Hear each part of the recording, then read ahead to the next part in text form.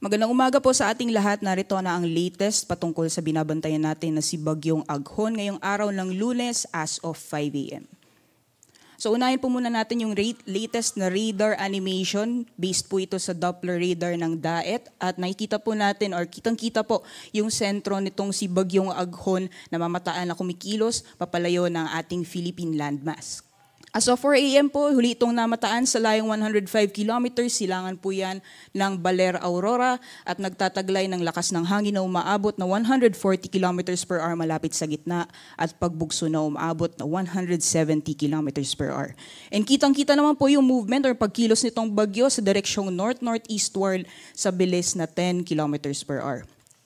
Although kung makikita po natin dito sa latest na satellite image, yung mga kaulapan po na associated dito kay Bagyong Aghon ay mostly naapektuhan na lamang po yung silangang bahagi ng Central at Southern Luzon pati na rin ng ilang bahagi ng Northern Luzon. So asahan pa rin po natin yung malalakas na mga pagulan sa mga nabanggit na lugar. Meanwhile, itong mga kaulapan po na mamamataan natin na nakaapekto naman sa ilang bahagi ng Luzon pati sa may Western Visayas ay dulot po ng southwesterly wind flow. So asahan pa rin po natin magpapatuloy yung mga kalat-kalat mga pag-ulan sa nalalabing bahagi ng Luzon, pati na rin ng Kabisayaan. Meanwhile, kung makikita man po natin sa nalalabing bahagi ng ating bansa, patuloy pa rin po or may nararanasan din po tayong mga pag-ulan pero hindi po siya tumatagal. So asahan pa rin po natin yung mga localized thunderstorms lalong-lalo na sa hapon o sa gabi.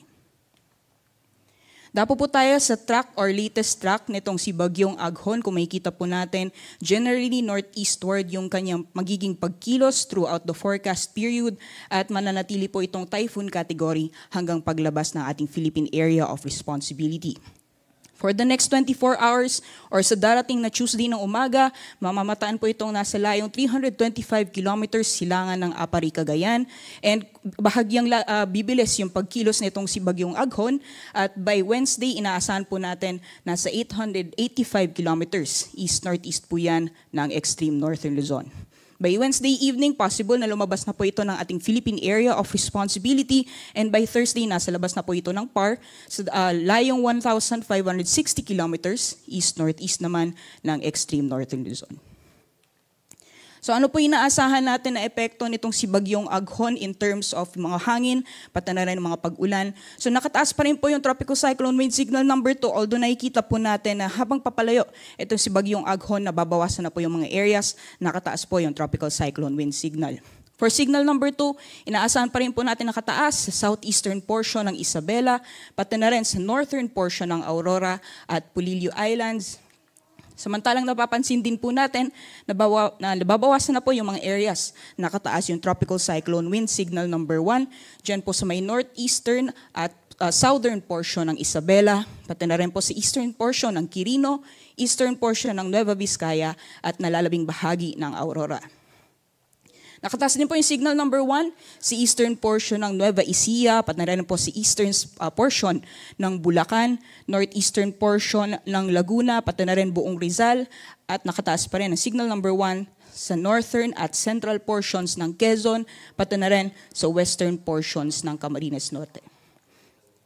So ano po inaasahan natin in terms of yung mga areas po na apektado or nakataas yung tropical cyclone wind signal? Asahan pa rin po natin yung malalakas na hangin na dulot nitong si Bagyong Aghon. So pinag-iingat pa rin po yung ating mga kababayan.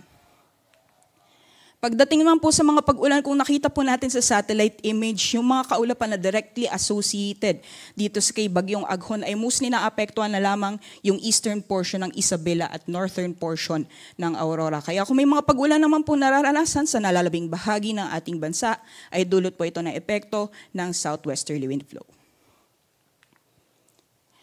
Babala pa rin po sa ating mga kababayan, lalong-lalo na yung areas, mga karanas na malalakas mga pag-ulan, asahan pa rin po natin ang mga posibilidad ng mga pagbaha o landslides dulot ng malalakas na mga pag-ulan. Pagdating naman po sa kalagayan ng ating karagatan, may gale warning pa rin po tayong nakataas, lalong-lalo na dito sa may silangang baybayin ng Luzon, sa mga baybayin po ng Isabela, Cagayan, pati na rin po sa Aurora at Quezon kasama ang Polillo Islands. Delikado pa rin pong pumalaot, lalong-lalo na sa ating mga kababayan na may mga maliit na sakyang pandagat. At inaasahan pa rin po natin yung moderate to rough seas, lalong-lalo na dito po sa may eastern seaboards ng Cagayan at northern seaboards ng Bicol Region. So, update lang po tayo sa magiging inaasahan po nating pagkilos nitong si Bagyong Aghon sa mga susunod na araw. So, for the next 2 days, inaasahan pa rin po natin mag-i-intensify itong si Bagyong Aghon habang tinatahak niya po yung Philippine Sea sa direksyong northeastward throughout the forecast period po yan, and possible exit nga ng PAR pagdating ng Wednesday afternoon or evening. Paglabas naman po ng PAR, ay inaasahan natin by Thursday, unti-unti na po siyang hihina or inaasahan po natin ang weakening trend pagdating mo po yan ng mid or late Wednesday. At yan lang mo po ang latest mula dito sa Pag-asa Weather Forecasting Center. Ako po si Ria Torres. Ingat po tayong lahat.